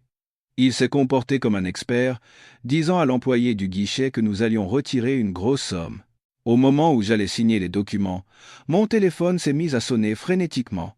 C'était le numéro de ma mère. J'ai jeté un coup d'œil à Julien, J'ai pris un air désolé, et j'ai répondu. Allô? Maman, qu'est-ce qui se passe? À l'autre bout du fil, la voix de ma mère, paniquée et alarmée, a retenti, une voix mêlée de sanglots. Amélie, papa a fait une hémorragie cérébrale. Il est aux urgences en ce moment. Viens tout de suite à l'hôpital. Le médecin dit que son état est très grave. Mon sang s'est glacé. Même si je savais que cela faisait partie du plan de ma mère, sa voix était si réaliste que mon cœur a fait un bond. Je devais jouer mon rôle à la perfection. Quoi? Maman, qu'est-ce que tu dis? Papa? Dans quel hôpital? L'hôpital central. Viens vite, Amélie. J'ai si peur. J'ai raccroché. Mon visage était livide. Mes mains et mes pieds tremblaient. Julien, le voyant, a demandé. Qu'est-ce qui se passe? Pourquoi tu as cette tête? C'est papa. Il a fait une hémorragie cérébrale. Il est aux urgences. Je dois y aller tout de suite, ai-je dit, presque en pleurant. Et sans attendre la réaction de Julien, j'ai attrapé mon sac et les papiers sur la table et je suis sorti en courant de la banque. Julien est resté un instant abasourdi, puis il m'a suivi en courant. Amélie, attends, je viens avec toi. Je t'emmène. Non, c'est bon, je peux y aller seul. J'ai repoussé sa main, j'ai ailé un taxi qui passait et je suis parti, laissant Julien planté devant la porte de la banque avec le contrat d'investissement inachevé à la main. Ce n'est qu'une fois dans le taxi que j'ai poussé un soupir de soulagement. Le jeu d'actrice de ma mère était absolument parfait. Je lui ai envoyé un message. Je suis en route. Quelques secondes plus tard, j'ai reçu sa réponse. Très bien. Viens directement aux urgences de l'hôpital. Je t'y attends. En arrivant à l'hôpital, ma mère était effectivement assise sur une chaise dans la salle d'attente des urgences, l'air anxieux. Dès qu'elle m'a vu, elle m'a emmené dans un coin. Comment ça s'est passé? Julien n'a rien soupçonné? Non, pas du tout. Ton jeu était si réaliste que même moi, j'ai eu peur. Ma mère a soupiré de soulagement. Il le fallait pour qu'il y croie. Maintenant, écoute-moi bien. Tu vas tout de suite au centre de bilan de santé. Tu dis que tu as de forts maux de tête et des vertiges, et tu demandes au médecin de prendre ta tension et de te faire quelques examens simples. Et tu restes à l'hôpital jusqu'à l'après-midi. J'appellerai Julien pour lui dire que ton père est hors de danger, mais que tu t'es évanoui sous le choc et que tu as dû être hospitalisé pour observation. Comme ça, il n'aura plus aucun doute. Et l'argent, maman? Donne-moi le livret. Je vais y aller tout de suite, retirer tout l'argent et le transférer sur un autre compte sécurisé. On ne peut pas attendre. J'ai hoché la tête et j'ai donné le livret à ma mère. En la voyant partir précipitamment, j'ai eu un pincement au cœur. J'étais désolé que ma mère doive se donner tant de mal et élaborer de tels plans à cause de moi. Je me suis promis d'être plus forte, ne serait-ce que pour la remercier, et pour mettre fin au plus vite à cette pièce de théâtre sordide. Le plan d'escroquerie de 100 000 € de Julien avait parfaitement échoué. Non seulement il n'avait pas eu l'argent, mais il n'avait fait que renforcer mes soupçons et ajouter une preuve de plus à ses manigances. Après l'échec de l'incident avec mon père, Julien était très déçu et agacé. Il a cessé de jouer la comédie de l'homme doux et attentionné, et est redevenu froid et distant. Il n'arrêtait pas de me demander pour les 100 000 €, me reprochant d'avoir gâché la chance de notre vie, en disant que l'opportunité d'investissement allait bientôt se terminer. Je me suis contenté de dire que je n'avais pas la tête à penser à l'argent avec mon père malade, et que je devais me concentrer sur ses soins. De plus, les frais d'hospitalisation et les médicaments étaient élevés, et je devais garder cet argent comme fonds d'urgence. En entendant cela, Julien est sorti en claquant la porte, furieux mais impuissant. Il ne se doutait pas une seconde que tout cet argent avait déjà été transféré en toute sécurité sur un autre compte au nom de ma mère. Son plan ayant échoué, Julien semblait avoir complètement perdu patience. Il rentrait de moins en moins souvent à la maison. Parfois, je ne le voyais pas pendant 3 jours. Il disait qu'il partait en voyage d'affaires loin, mais je savais qu'il était à la résidence Les Terrasses de l'Étoile avec cette femme. Un dimanche après-midi, en rentrant de chez mes parents, j'ai ressenti une étrange impulsion. Que faisaient-ils maintenant qu'ils avaient échoué à me voler mon argent? Étaient-ils en train de préparer un autre complot? J'ai conduit jusqu'à la résidence, Les Terrasses de l'Étoile. Cette fois, je ne suis pas allé au café en face. Je me suis garé dans une ruelle un peu plus loin, et j'ai marché jusqu'aux abords de la résidence. Je n'avais pas l'intention de vérifier si Julien était là. Je me suis juste dit qu'en me promenant, je pourrais peut-être découvrir quelque chose par hasard. En passant devant un salon de thé chic situé dans la galerie marchande au pied du bâtiment B, une scène familière a attiré mon regard. Derrière la grande baie vitrée, j'ai vu Julien. Il n'était pas seulement avec Chloé, mais aussi avec mon beau-père et ma belle-mère. Les quatre étaient assis autour d'une table ronde, dans une ambiance très chaleureuse et joyeuse. Ma belle-mère épluchait elle-même une pomme et la mettait dans la bouche de Chloé. Mon beau-père riait, en discutant avec Julien. Et Julien, assis à côté de Chloé, avait une main posée sur son ventre arrondi et, de l'autre, il écartait tendrement une mèche de cheveux de son front. Il ressemblait vraiment à une famille parfaite. Une famille heureuse et complète, attendant ensemble la naissance d'un nouvel enfant. Je suis resté figé de l'autre côté de la vitre. Tous les bruits autour de moi ont disparu. Le bruit des voitures, les conversations des passants, je n'entendais plus rien. Mes yeux ne voyaient que cette scène, une scène si belle et pourtant si cruelle. Comme je le soupçonnais, tout était vrai. Non seulement Julien, mais toute sa famille, mon beau-père et ma belle-mère que j'avais autrefois respectés et appelés parents, tous étaient au courant. Loin de raisonner leur fils, ils avaient joyeusement accepté cette relation illégitime et l'avaient même activement soutenue. Ils m'avaient trompé ensemble, et ensemble, ils avaient planifié de me voler mes biens pour faire place à la maîtresse et au futur petit-fils. Une coalition familiale s'était formée contre moi. À leurs yeux, je n'étais qu'un obstacle sur leur chemin, une épine à arracher. Toute l'affection que j'avais eue pour eux en tant que belle-fille pendant toutes ces années, tous mes soins et mon dévouement n'avaient aucune valeur. La douleur dans ma poitrine n'était plus seulement celle d'une trahison amoureuse, mais le désespoir glacial d'une affection familiale piétinée.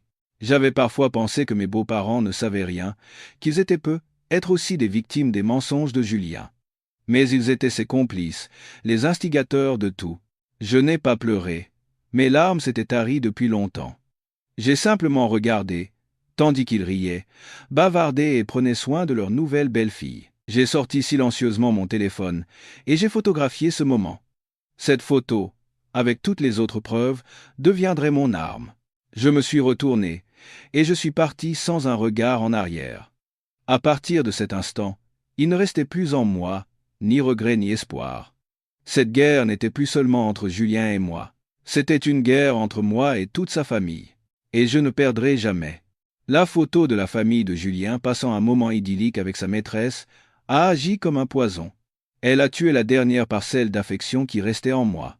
Mais en même temps, elle a agi comme un stimulant, faisant battre mon cœur plus fort. J'étais plus déterminé et plus résolu que jamais.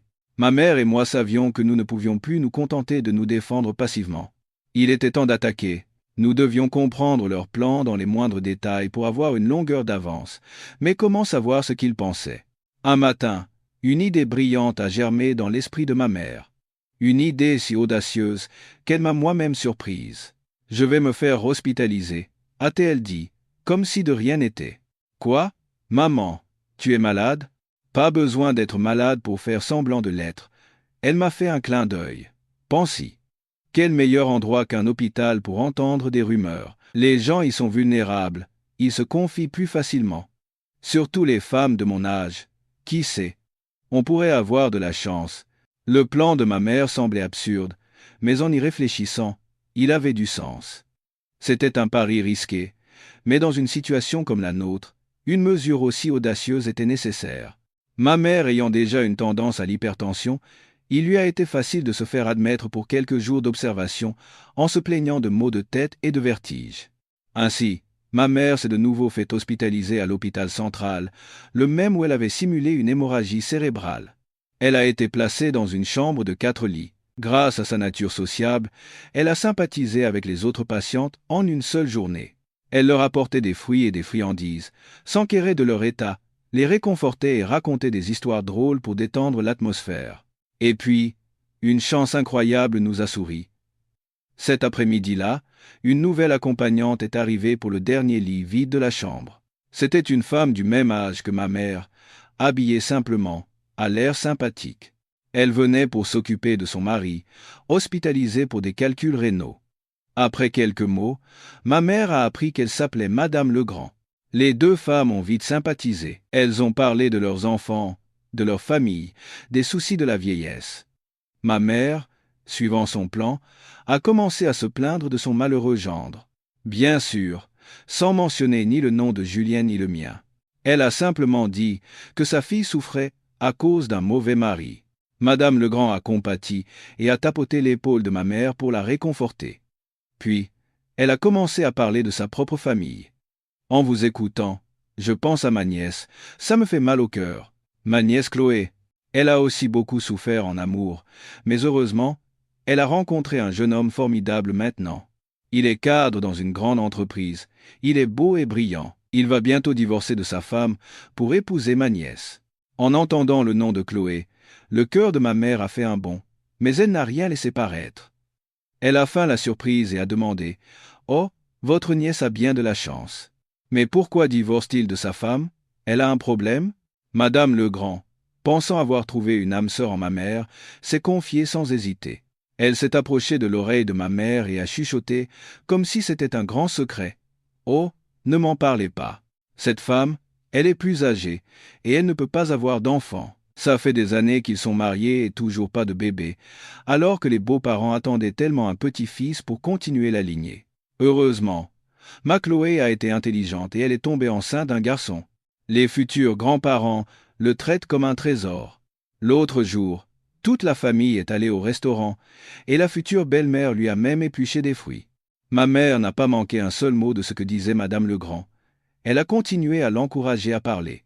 Alors, quand est-ce qu'il se marie? Oh, il faut d'abord que le bébé naisse. Ma nièce va bientôt accoucher. Ce jeune homme, il s'appelle Julien. Il a dit que dès que le fils naîtrait, il aurait une raison légitime de divorcer. Les futurs beaux-parents se sont déjà occupés de la maison et des questions financières. L'épouse actuelle n'aura d'autre choix que de partir avec une seule valise, les mains vides. Elle s'accroche bêtement. Mais que peut-elle faire, elle qui ne peut même pas avoir d'enfant? Madame Legrand se vantait fièrement des plans de sa future belle famille, sans se douter une seconde que la mère de cette épouse actuelle qui ne peut pas avoir d'enfant était assise juste en face d'elle. Après avoir tout entendu, ma mère, bien que bouillonnant de rage intérieurement, a fait semblant de compatir. De nos jours, c'est vrai que c'est difficile pour une femme qui ne peut pas avoir de fils. En tout cas, c'est bien pour votre nièce. Cette nuit-là, après que Madame Legrand se fut endormie, ma mère est sortie discrètement dans le couloir et m'a appelé. Elle m'a raconté la conversation, mot pour mot. En l'écoutant, je tremblais de rage. Tous leurs plans étaient révélés. Ils attendaient simplement la naissance de l'enfant. Ils comptaient utiliser l'enfant comme leur dernière carte pour me mettre au pied du mur et me voler légalement tout ce que je possédais. Je comprends maintenant. La voix de ma mère à l'autre bout du fil était glaciale.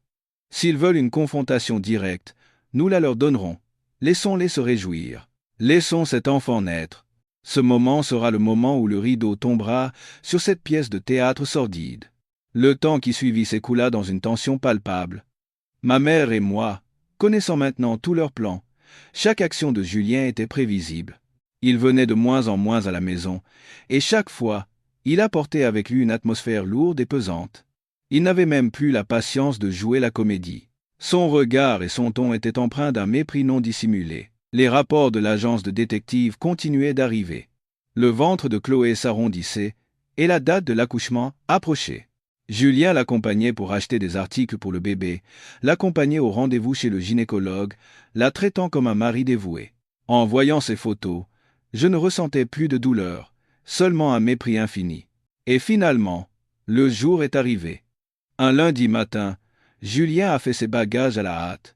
Il m'a dit d'une voix particulièrement enjouée, « Amélie, je dois partir à Lyon pour quelques jours en urgence. Un très gros contrat. Garde bien la maison et prends soin de toi. » « D'accord. Sois prudent. » J'ai souri. Je lui ai préparé sa valise et j'ai repassé quelques chemises, jouant mon rôle d'épouse modèle jusqu'au bout. Il m'a embrassé distraitement et est parti précipitamment. En voyant sa voiture disparaître, mon sourire a disparu aussi. Je savais très bien en quoi consistait son gros contrat. Moins d'une heure plus tard, j'ai reçu un message du détective. La cible ne s'est pas rendue à l'aéroport, mais à la maternité de Neuilly. Le message était accompagné d'une photo de la voiture de Julien garée sur le parking de la maternité. Toute cette journée, j'ai eu l'impression de regarder un film en direct. Les mises à jour arrivaient en temps réel par photo et message. Julien et ses parents, assis sur les chaises de la salle d'attente devant la salle d'accouchement, attendant avec un mélange d'anxiété et d'excitation. Quelques heures plus tard, une autre photo est arrivée. Julien, tenant dans ses bras un nouveau-né tout rouge, souriant de bonheur. Ses parents, à côté, ne cessaient de rire, ne quittant pas leur petit-fils des yeux, débordant de fierté. Le message disait « Garçon de 3, 2 kg, la mère et l'enfant se portent bien. » Son fils était né, l'enfant que toute sa famille attendait. La dernière carte maîtresse de leur plan était enfin arrivée. Les jours suivants, Julien est resté à la maternité. Il m'a menti en disant que les choses se compliquaient à Lyon et qu'il devait rester quelques jours de plus. Chaque soir, il m'appelait d'une voix fatiguée pour se plaindre de son travail chargé et de ses réunions interminables. « Je suis si fatigué, Amélie. J'ai hâte de finir ce travail et de te retrouver. » En écoutant ces mensonges, je parcourais d'une main les photos que le détective venait de m'envoyer. Julien donnant lui-même le biberon au bébé, changeant maladroitement une couche, épluchant une pomme pour Chloé. Toute la famille réunie dans la chambre de la maternité, riant et s'amusant. Ce contraste cruel ne me faisait plus de mal. Au contraire, il ne faisait que renforcer ma détermination. Je répondais toujours d'une voix douce. « Tu dois être épuisé. Prends soin de ta santé. Je t'attends à la maison. » Chacun de mes mots était comme une aiguille plantée dans ses mensonges. Bien sûr, il ne s'en rendait pas compte. Il savourait la joie d'être père, plongé dans le bonheur de sa nouvelle famille. Ignorant complètement que tous ses faits et gestes, tous ses mensonges étaient méticuleusement enregistrés, attendant d'être révélés au monde. Une semaine après son voyage d'affaires à Lyon, Julien est rentré. Il faisait semblant d'être épuisé par le travail, mais il ne pouvait cacher la joie dans ses yeux. Il m'a apporté une boîte de saucissons, une spécialité de Lyon. Je l'ai accepté en souriant et en le remerciant, mais intérieurement, sa piètre comédie me faisait rire. Ma mère et moi savions que, l'enfant étant né, ils allaient bientôt passer à l'action. Après la maison et mes économies personnelles, leur prochaine cible serait sans aucun doute l'argent restant sur notre compte commun. C'était l'argent que nous avions économisé ensemble au début de notre mariage. Ce n'était pas une somme énorme, mais elle n'était pas négligeable.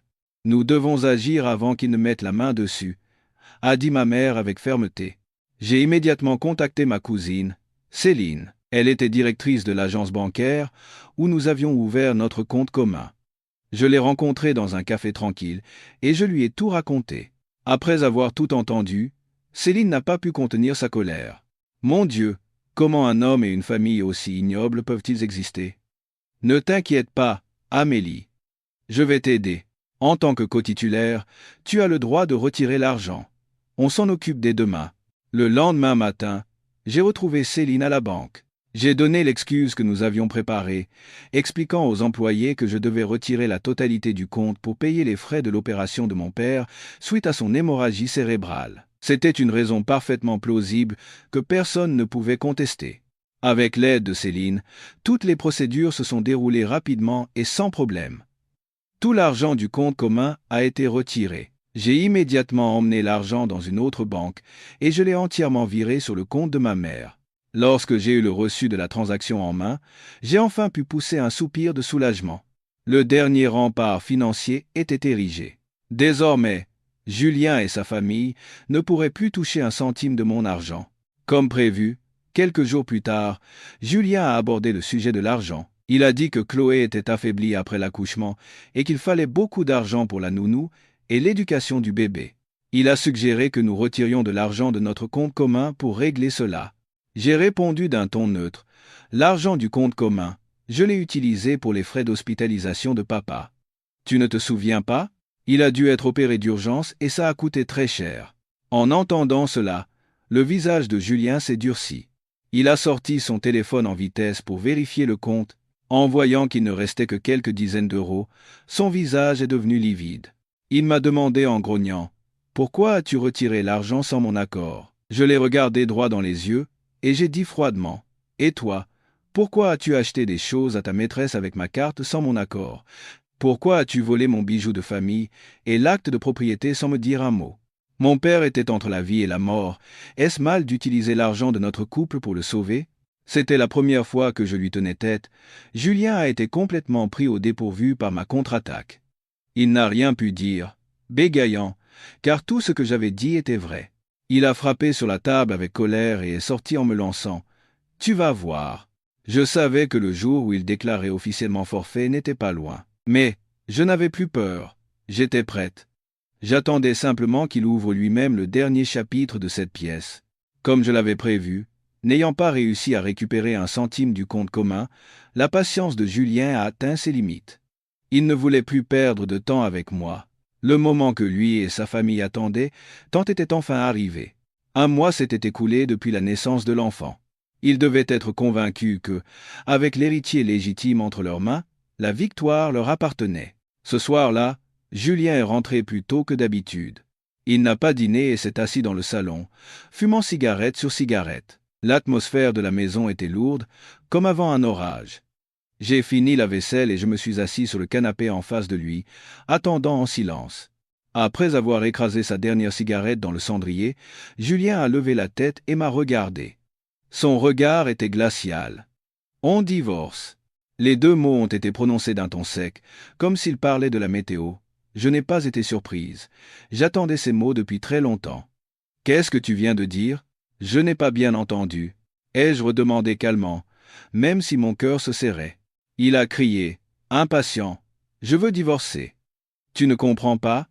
Entre nous, c'est fini depuis longtemps. J'ai une autre femme, et j'ai un fils avec elle. Il est temps qu'on se laisse tranquille. Il a sorti une liasse de papiers de son sac et l'a jetée vers moi. Les papiers du divorce et l'accord de partage des biens. J'ai déjà tout signé, lis-les et signe. Je n'ai pas tremblé en prenant les documents, j'ai parcouru le contenu. C'était bien pire que ce que j'avais imaginé. Il me proposait 30 000 € de pension alimentaire. En échange, je devais quitter immédiatement cet appartement et renoncer à tous mes droits sur les autres biens. Concernant l'appartement, il était stipulé. Ce bien étant la propriété conjointe du mari et de ses parents, l'épouse n'a aucun droit de demander un partage. Après avoir tout lu, j'ai levé la tête et je l'ai regardé en ricanant. Me prenait-il encore pour l'idiote que j'étais? 30 000 €? Les 4 années que j'ai passées en tant que ta femme, les efforts que j'ai investis dans cet appartement, la sueur de mes parents. Tout ça ne vaut que 30 000 € à tes yeux? Julien a affiché un sourire méprisant. Ne sois pas gourmande. Ces 30 000 €, c'est par respect pour ce que nous avons été. Tu ne sais pas que les noms de mes parents sont sur l'acte de propriété? Tu n'as aucun droit. Même si tu ne signes pas, ça ne servira à rien. Si on va au tribunal, tu n'obtiendras même pas ça. Tu ne feras que t'humilier. Il était confiant, pensant que toutes les preuves étaient en sa faveur. Il pensait que je ne savais rien du complot sordide de sa famille. Il s'attendait à ce que je pleure, que je le supplie ou que je fasse une scène. Mais je n'ai rien fait de tout cela. J'ai posé calmement les documents sur la table et je les regardai droit dans les yeux, disant d'une voix étrangement calme, « D'accord, je signe. » Julien est resté abasourdi. Ma réaction était complètement inattendue. Il ne s'attendait pas à ce que j'accepte si facilement. « Vraiment? Ah, Zepper. Oui, j'ai hoché la tête. Mais avant de signer, j'ai une petite faveur à te demander. » Une faveur? Laquelle? A-t-il demandé, méfiant. J'ai souri. Un sourire qu'il n'oublierait probablement jamais. « Où est-ce que vous organisez la fête de naissance de votre fils? J'aimerais y assister. Après tout, je suis encore légalement ta femme. Je voudrais voir le visage du bébé et dire un dernier au revoir à ta famille et à tes amis avant que nous ne nous séparions officiellement. » Ma demande a laissé Julien complètement perplexe. Il ne pouvait pas deviner mes intentions, mais comme j'acceptais le divorce si docilement, il a probablement pensé que ce n'était qu'une dernière manifestation d'orgueil d'une femme vaincue. Après une courte hésitation, il a hoché la tête. « D'accord, c'est ce dimanche soir, à 19 h, dans le salon VIP du Grand Hôtel. Viens, mais ne fais pas de bêtises. »« Ne t'inquiète pas, » ai-je répondu en gardant mon sourire. « Je viens juste pour vous féliciter. » Julien ne savait pas qu'il venait de me tendre une invitation à l'avant-première du film sur sa vie de mensonge, et que j'allais en être la réalisatrice. La dernière semaine sous le même toit s'est écoulée dans un silence étouffant. Julien ne rentrait presque pas. Il était occupé à préparer la grande fête de naissance de son fils, qui serait probablement aussi la fête de la victoire de toute sa famille. Ma mère et moi, Nous mettions aussi toutes nos forces à préparer notre dernier cadeau. Chaque soir, nous nous asseyions ensemble pour revoir et organiser toutes les preuves que nous avions collectées au cours des derniers mois. Chaque photo, chaque enregistrement, de la première photo prise au grand magasin au rapport du détective, en passant par les messages provocateurs de Chloé, la copie de l'acte de propriété falsifié et la photo de leur famille unie au salon de thé. Nous avons tout compilé dans une courte vidéo d'une dizaine de minutes. La musique de fond, parfois douce, parfois angoissante, a été montée pour donner l'impression d'un documentaire révélant la vérité. Ma mère a même ajouté des sous-titres courts et percutants pour que personne ne puisse se méprendre sur la situation. Nous avons intitulé ce chef-d'œuvre « Une famille heureuse ». Dimanche soir, je me suis tenu devant le miroir et j'ai regardé la femme qui s'y reflétait. Ce n'était plus l'Amélie, fatiguée et défaite. J'avais choisi une robe en soie bordeaux, élégante et puissante. J'ai soigné mon maquillage avec un trait d'eyeliner acéré et un rouge à lèvres carmin. Je n'allais pas là-bas en tant qu'épouse abandonnée. J'y allais pour obtenir justice. Ma mère aussi avait choisi une tenue de circonstance, un élégant tailleur en velours noir. Elle a pris ma main et m'a dit, le regard mêlé de pitié et de détermination, « Allons-y, ma chérie. Il est temps de baisser le rideau. » Le grand hôtel brillait de mille feux ce soir-là. Le salon VIP était somptueusement décoré de ballons et de fleurs fraîches. Julien, dans un costume impeccable, accueillait les invités à l'entrée avec ses parents. Leurs visages rayonnaient de satisfaction. Chloé, dans une robe blanche immaculée, était assise un peu plus loin avec le bébé dans les bras. Les parents et amis se pressaient autour d'elle pour admirer le bébé. Notre arrivée a jeté un froid à l'entrée. Julien et ses parents nous ont regardés avec des yeux où se lisaient le mécontentement et la méfiance. Mais devant les invités, ils n'ont eu d'autre choix que de forcer un sourire. « Tu es venu, » a dit Julien en s'approchant, d'un ton menaçant. « Je te l'avais promis, » ai-je répondu en souriant. Avec ma mère, nous sommes entrés avec assurance, ignorant les regards curieux et les chuchotements dans notre dos. La fête battait son plein. Après le discours de mon beau-père, le présentateur a invité tout le monde à regarder un diaporama des moments adorables du bébé. C'est à ce moment que je me suis levé. Je suis monté sur l'estrade et j'ai pris le micro des mains du présentateur abasourdi. Tous les regards de la salle se sont tournés vers moi. Julien et sa famille, le visage blême, ont tenté de se précipiter pour m'arrêter. Un instant, s'il vous plaît, ma voix a résonné, forte et claire. Je suis Amélie Dubois, l'épouse légitime de Julien. En ce jour heureux, j'ai moi aussi préparé un petit cadeau. J'aimerais offrir une vidéo spéciale à mon mari, à sa famille et à Chloé, pour célébrer l'ouverture d'un nouveau chapitre de leur vie. Après avoir parlé, j'ai fait un signe au technicien que ma mère avait préalablement contacté. Les lumières de la salle se sont éteintes et le grand écran s'est allumé. La vidéo Une famille heureuse a commencé. La première scène montrait Julien, choisissant tendrement des vêtements pour Chloé au grand magasin, avec le sous-titre « Mars ». Mon mari a menti, en disant qu'il allait voir un client.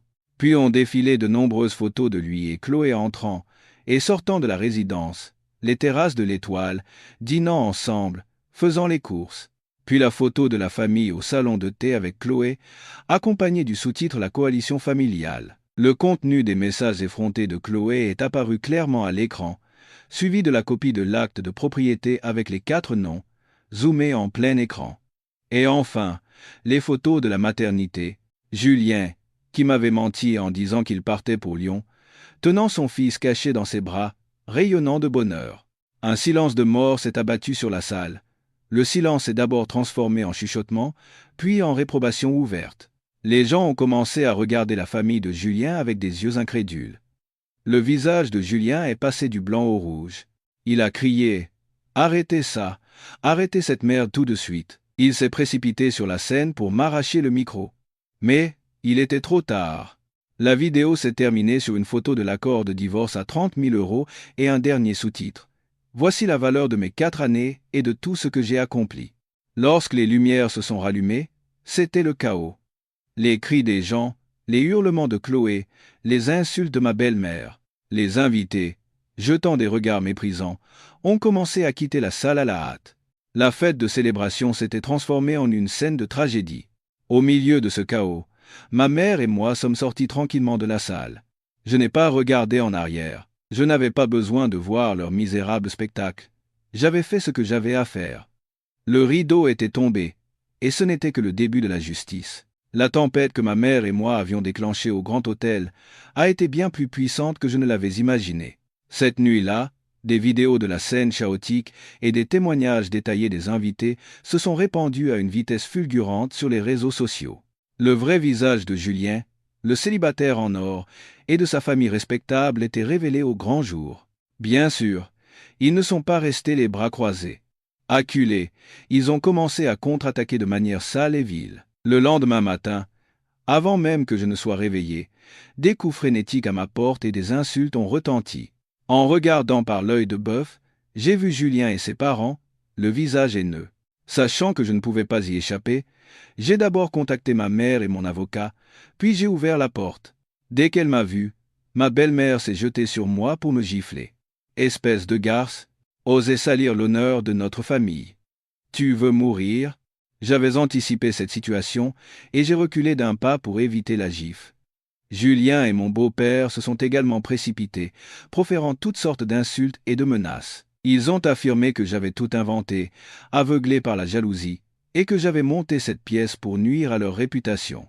Leur déferlement d'insultes n'a cessé qu'à l'arrivée de ma mère et de mon avocat. L'arrivée de personnes extérieures les a décontenancés. Mon avocat leur a calmement demandé domicile, menaçant d'appeler la police pour violation de domicile et menaces, si ce n'était pas le cas. Ne pouvant plus rien faire, les trois sont repartis à contre-cœur en me maudissant. Mais ce n'était que le début. Ne pouvant plus m'affronter de front, ils ont commencé à m'attaquer lâchement dans mon dos. Quelques jours plus tard, des publications me dénigrant ont commencé à apparaître sur le forum des résidents de mon immeuble et sur divers réseaux sociaux. Ils ont engagé des gens pour inventer une histoire complètement différente. Dans cette histoire, j'étais une femme qui négligeait son foyer, dépensière et volage. Ils ont même dit que, ne pouvant pas avoir d'enfants, j'étais devenue jalouse du bonheur des autres. Ils ont même prétendu que j'avais été la première à le tromper et que, pris la main dans le sac, j'attaquais l'autre partie avec des mensonges pour couvrir ma propre faute. Des mensonges flagrants et des commentaires malveillants se sont répandus partout, essayant de me faire passer de victime à coupable. Et ils ne se sont pas arrêtés là, utilisant des méthodes encore plus basses. De la peinture rouge a été jetée sur la porte de mon appartement, et des ordures nauséabondes ont été entassées devant.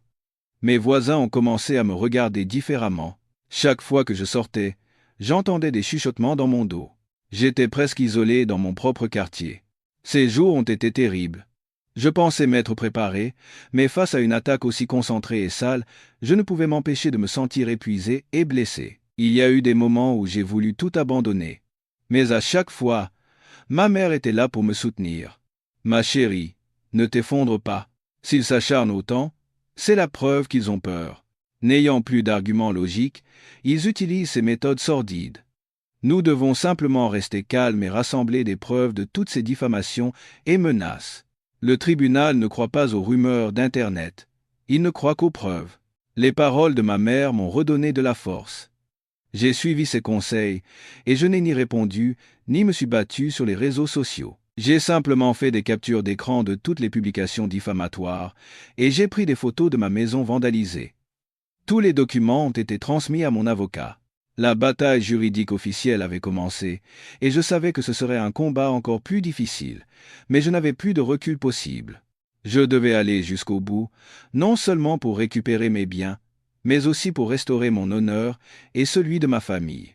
La bataille juridique fut plus longue et plus fastidieuse que je ne l'avais imaginé. L'équipe d'avocats compétents de Julien a contesté avec acharnement toutes les photos et vidéos que j'avais soumises, affirmant qu'elles n'étaient que le produit du montage et de la manipulation malveillante d'une femme aveuglée par la jalousie. La campagne de diffamation sur les réseaux sociaux ne s'est pas arrêtée. La pression de l'opinion publique et des voisins pesait lourdement sur mes épaules. Bien que mon avocat soit compétent et qu'il m'assure constamment que nous allions gagner, je ne pouvais éviter les moments d'anxiété et de peur. Au moment le plus difficile, ma mère est de nouveau intervenue comme une sauveuse. Un soir, alors que nous examinions ensemble les dossiers de l'affaire, ma mère s'est soudainement figée, les yeux brillants, comme si elle venait de se souvenir de quelque chose de très important. « Amélie, je me souviens de l'enceinte connectée. » « L'enceinte connectée ? ai-je demandé, perplexe. Oui, celle que j'ai offerte à ton beau-père pour son anniversaire l'année dernière, pour qu'il puisse écouter de la musique. Cette enceinte grise à commande vocale. Il n'est pas doué avec la technologie et ne l'utilisait que pour écouter les informations, mais je sais que cette enceinte a une fonction d'enregistrement automatique des conversations environnantes pour améliorer l'expérience utilisateur. Qui sait? Une lueur d'espoir est apparue, mais a vite disparu. Mais comment la récupérer, maman? Ils ne nous la donneront jamais. Ma mère a affiché un sourire énigmatique. Laisse-moi faire. Le lendemain, ma mère a préparé un grand panier de fruits et un coffret de ginseng coûteux. Elle a dit qu'elle allait voir ses beaux-parents, une dernière fois, pour que les adultes puissent discuter. J'ai voulu l'accompagner, inquiète, mais elle m'en a dissuadé, disant qu'elle devait y aller seule, comme prévu. Au début, ils ne lui ont même pas ouvert la porte. Mais ma mère a insisté, en larmes, disant qu'après tout, ils avaient été une famille et qu'il était de leur devoir, en tant qu'adultes, de se rencontrer une dernière fois pour régler les choses, alors que leurs enfants étaient en plein procès. Elle a fait appel à leur honte vis-à-vis des voisins. Probablement par souci de leur dernière parcelle de réputation, ils l'ont finalement laissé entrer. Une fois à l'intérieur, ma mère n'a pas dit un mot sur le divorce. Elle s'est simplement lamentée sur le destin et les aléas de la vie, puis a habilement orienté la conversation sur la santé de mon beau-père. Vous n'avez pas l'air bien en ce moment, cher ami. C'est à cause de tous ces soucis, j'imagine. Ah, d'ailleurs, l'enceinte connectée que je vous ai offerte l'année dernière, elle fonctionne bien? Le fabricant fait un rappel pour une mise à jour logicielle gratuite, ça améliore beaucoup les performances. Je peux l'emmener au service après-vente pour vous, si vous voulez. Mon beau-père, peu doué en technologie et trouvant l'appareil fastidieux, a immédiatement hoché la tête. Oh, oui, prends-la. Elle n'arrête pas de bugger et de faire des siennes. C'est une vraie plaie. Ma belle-mère était un peu méfiante, mais ma mère a ajouté rapidement. Oui, je la ferai réparer, et la prochaine fois, je vous en apporterai une nouvelle, encore meilleure. Considérez ça comme mon dernier geste. À la mention d'un nouveau modèle encore meilleur, ma belle-mère n'a plus rien dit. Ainsi, ma mère est revenue saine et sauve avec l'enceinte, un véritable trésor. Nous avons immédiatement appelé mon jeune cousin, un expert en informatique. Après quelques manipulations, il a connecté l'enceinte à un ordinateur. Des dizaines de fichiers audio sont apparus à l'écran. Nous avons retenu notre souffle et avons écouté chaque fichier. La plupart n'étaient que des bulletins d'information, de la musique populaire et des conversations banales. Au moment où nous allions abandonner, un fichier audio a attiré notre attention. L'enregistrement datait d'environ un mois, un soir juste après que Julien m'ait demandé le divorce. Les voix de Julien et de son père étaient parfaitement claires. Beau-père, ça m'inquiète qu'elle ait accepté le divorce si facilement. Elle n'aurait pas une idée derrière la tête? Julien, d'un ton arrogant, quelle idée pourrait-elle avoir? Papa, nos noms sont sur l'acte de propriété. Ces économies personnelles, on les récupère cette fois-ci, et j'ai bien caché le bijou de famille. Elle n'a aucune preuve. Qu'est-ce qu'elle peut faire? Dès que la fête de naissance de notre petit-fils sera passée, on la mettra dehors. Une femme qui ne peut même pas avoir d'enfant n'a d'autre choix que de partir les mains vides. Julien, ricanant, c'est vrai. J'ai bien fait à l'époque de glisser le papier de transfert de propriété dans la liasse de documents de prêt. Elle est si stupide, elle n'a même pas lu une seule ligne, et a signé tout de suite. Nous étions tous figés. C'était ça. C'était l'aveu irréfutable, sorti de leur propre bouche, la preuve ultime. Cela prouvait de manière flagrante toute leur manigance frauduleuse et leur complot pour s'emparer de mes biens. Les mains tremblantes, j'ai sauvegardé le fichier audio sur une clé USB. Les larmes ont de nouveau coulé. Mais cette fois, c'étaient des larmes de soulagement et d'espoir. Leur guerre sale, toute leur diffamation et leur stratagème vil, tout allait s'effondrer face à cette preuve accablante. La justice était enfin à ma portée. Le jour du jugement final, une tension extrême régnait dans la salle d'audience. L'avocat de Julien, toujours aussi confiant, réfutait avec une logique acérée toutes les preuves que j'avais soumises, affirmant que tout n'était que le fruit des délires d'une femme aveuglée par la jalousie. Julien et sa famille, assis en face, affichaient des expressions arrogantes, convaincus de leur victoire. Au moment où le procès semblait tourner en ma défaveur, mon avocat a souri et a demandé au juge la permission de présenter une dernière preuve. Monsieur le Président, Une dernière pièce à conviction. Un fichier audio qui éclaircira la nature de cette affaire. La clé USB a été connectée au système audio de la salle. Un silence de mort s'est installé. Et la conversation entre Julien et son père a retenti, claire et nette. Le complot pour me faire signer les papiers, le plan pour me voler mes biens, la manigance pour me jeter dehors les mains vides, tout était révélé dans sa crudité. Les visages de Julien et de son père sont passés de l'arrogance à la stupéfaction, puis sont devenus blancs comme un linge.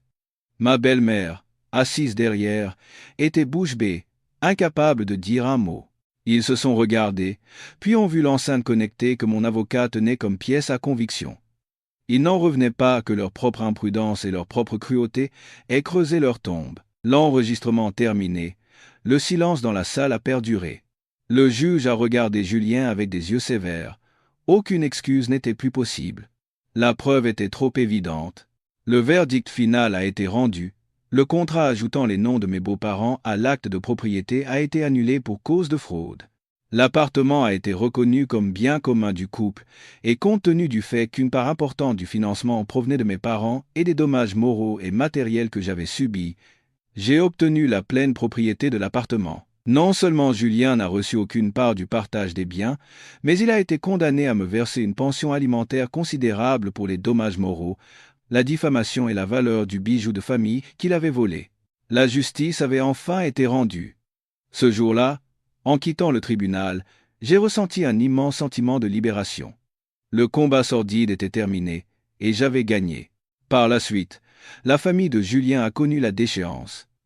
Le scandale ayant éclaté, il a été licencié de son entreprise et, avec sa réputation ruinée, n'a pas pu trouver un autre bon travail. Chloé, voyant que son amant célibataire en or était devenu un chômeur du jour au lendemain, est partie avec l'enfant sans un regard en arrière et a coupé tout contact.